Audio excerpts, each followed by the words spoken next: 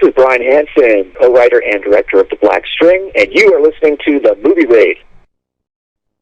It's time for the movie raid, and tonight's victim is director Brian Hanson of The Black String. Hello. Hey, Mike, thanks for having me on. What have we been up to lately? The Black String was released through Grindstone Lionsgate a few months ago, so Richard Hanley, my producing partner, and I had got more free time on our hands, and I actually, outside of The Black String, just finished up 6 months on an HBO show, a reboot of Perry Mason. I was the assistant to the star of the show, Matthew Reese. You might be familiar with him in The Americans, the FX show The Americans, and he was just in A Beautiful Day in the Neighborhood starring with Tom Hanks. So I just got to really see how HBO produces gigantic shows and how an A-list actor does his job. It was a fantastic experience. Now, have you overcome different challenges with going into television, or have you experienced anything different from it? I have. I worked on HBO. I worked as a kind of like military veteran trainee. I was in the Army, and they have this great program where they help veterans out. I worked as a production assistant on Barry Season 1. I also worked on Silicon Valley and the HBO show Room 104. So I have a lot of experience on the production side of television. My goal is to write and direct TV, so I got to find a way to make that transition. But it has been outstanding to see, as an independent filmmaker who you got to do a lot with a little, small team, small budget, see how HBO spends millions and millions of dollars and works with a gigantic team. That's a skill set too, and able to see how the pros, the big dogs do it.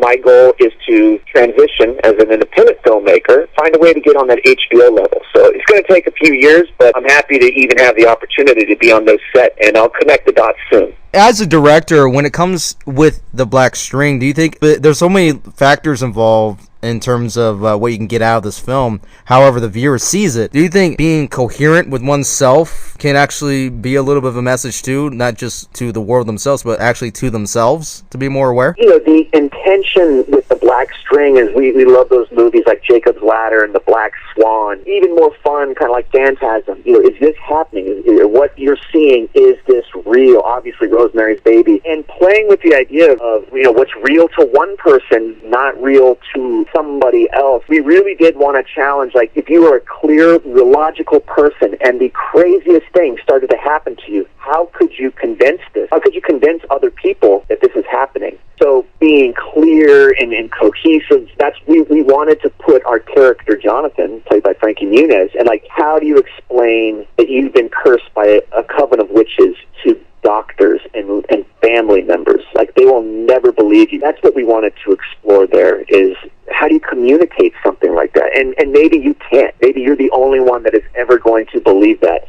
And that's a personal hell. No one else will believe you. And the fact is that people actually take a little bit from this, from the actual movie, like having to take certain emotion from the character itself. Like, some of these people are feeling the same way. Some of these are maybe not feeling exactly what's in the movie, of course, but having to take a little bit of this and kind of like a reality of their own, and as far as being coherent, having to realize this is what they are really going through, and then the fact is, should they get help? Should they do something else with this kind of emotion? That's where it really goes down to. Exactly, and you kind of, a bit of, the original sort of motivation, again, is this character, Jonathan, who appears very logical and sound.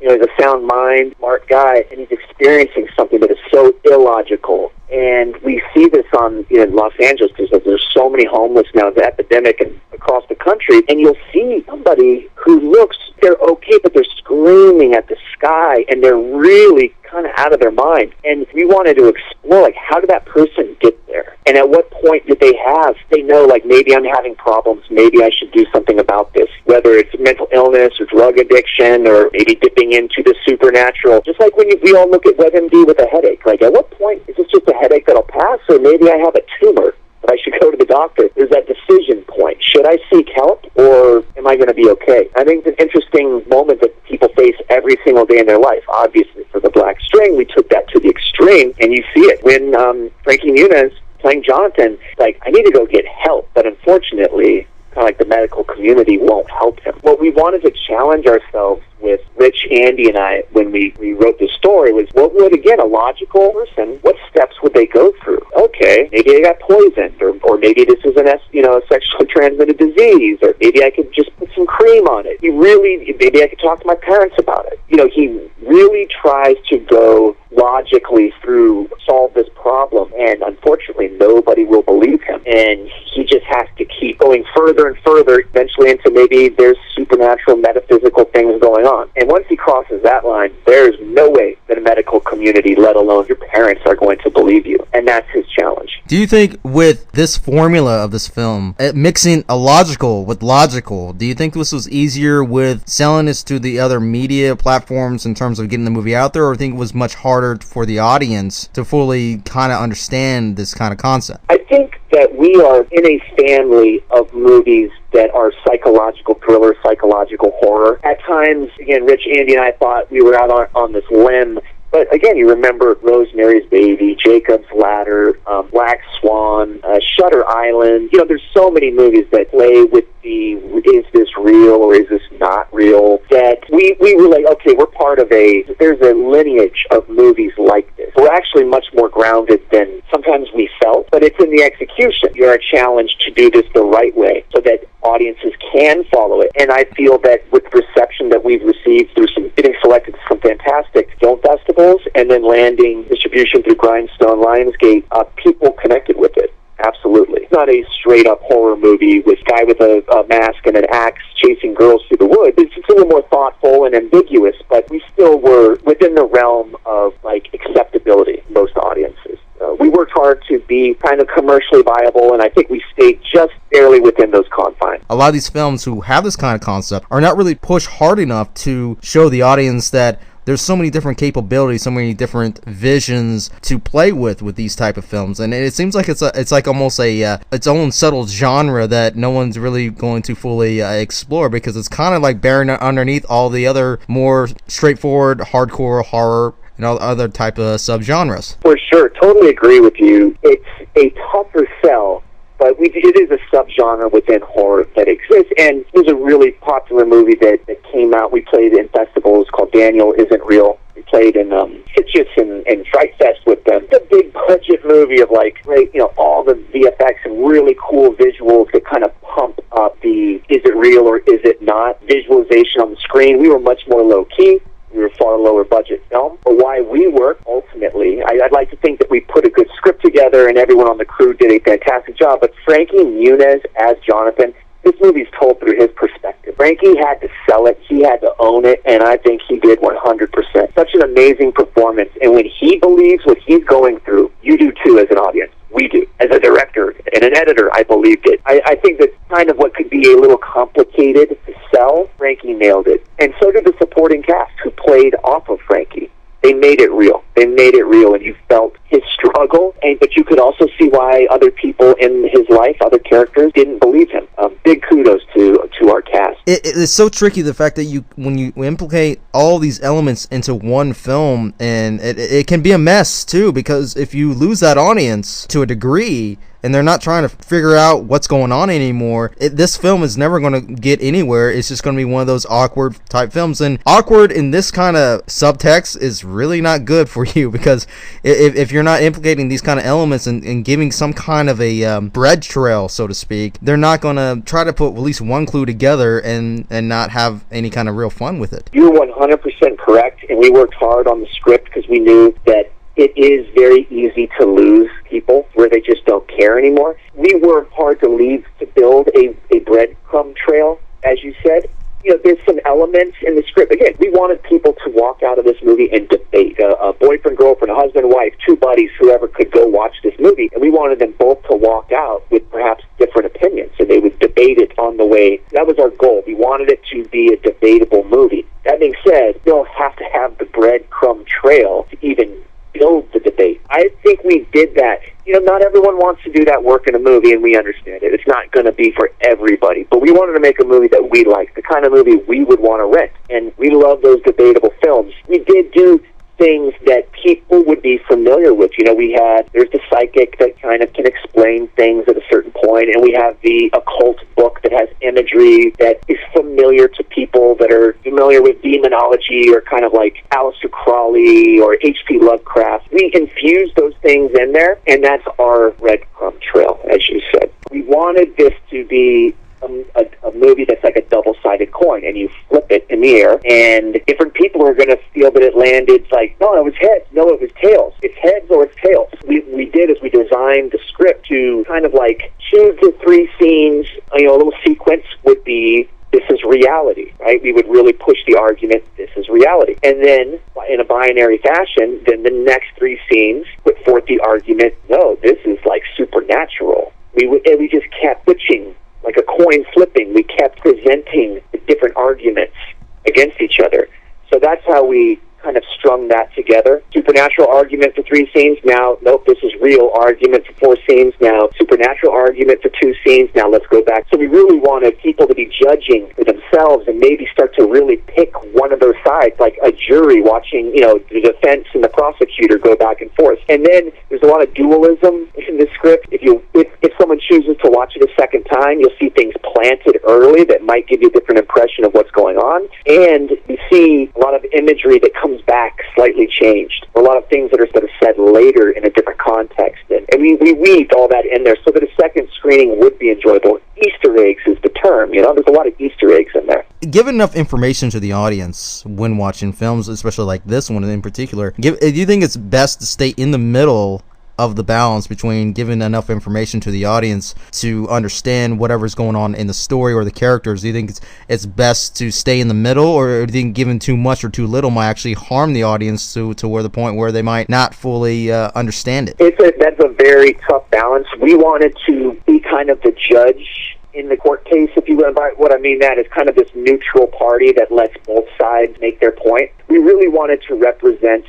the reality versus supernatural equally. We didn't want to favor one or the other. That was our choice as filmmakers. Clearly, there's times when you just 100% are in on the supernatural side, right? Like, I think for every movie, the writer and the filmmakers need to make that decision. We wanted to be really right down the middle, but you do risk not giving anybody enough information. That's the beauty of test screenings. That's the beauty of reshoots. And that's the beauty of editing, is that when you go through that process, not to mention getting notes on the script, go through your drafts, different revisions of the script, you need to get feedback from people. So when we were going through our long post-production process, because we all had full-time jobs, we had to do this in our free time, we had a lot of test screenings. We asked questions from our audience, and if they needed more information, if 6 out of 10 people kind of had the same note, we would address that. So there's some insert shots and maybe a few pickup things we did to put more information in the movie because people needed it. The atmosphere of the movie itself, sometimes that can be a distraction on its own, especially within this type of film. It can be a big distraction too sometimes on some of these films when it comes to applying this kind of element, a logical, illogical type of method, because if they're paying attention what's around the whole atmosphere of the film and not paying attention toward the character, okay, they're really being more distracted than more trying to focus on what's going on in the situation. That's kind of when you get into the directing portion of it. The writing, it's on paper, it's words, but now you're sitting there with the DP, John Orphan, who shot a beautiful movie, and we're looking at the frame, and we're, Melanie, our art director, production designer, you're like, okay, what are we going to do here? We wanted to create a world that you're familiar with, and it's a little dreamy, like hopefully you feel the atmosphere, but it's familiar. We didn't want to distract too much. We wanted it to feel real. So that's the decision we made, was like, this is a real environment. This is a world we all recognize as the suburbs that most of us are familiar with, but we wanted to add a layer of like doom, like an atmosphere of doom that it gets heavier and heavier as the movie continues. But we didn't want any radical editing or lots of cutaways and close-ups and crazy things going on. We wanted it to feel a lot more real, kind of almost a cinema verite in a way, like you're just there with Jonathan experiencing it. And the fact is that now this is released, this is out everywhere, this is where people can fully just dive into it and play with it of what this entity is. Does this change at a different effect for you as a director? Does it change you once you're entering different mediums in the film industry, television and so forth? Having this particular film, does this change a little bit of effect, or does it keep the same effect as a director to you once you're entering new projects and new realms to explore in terms of directing? This is my first feature. This is my directorial debut. To go through this process is all a learning experience. I've done a lot of short films, but this is such a sustained effort, and then you got to edit the thing. You got to keep the production alive, going for 20 plus days, and then the editing process. Will Drucker, my editor, and I, we slaved away for like a year,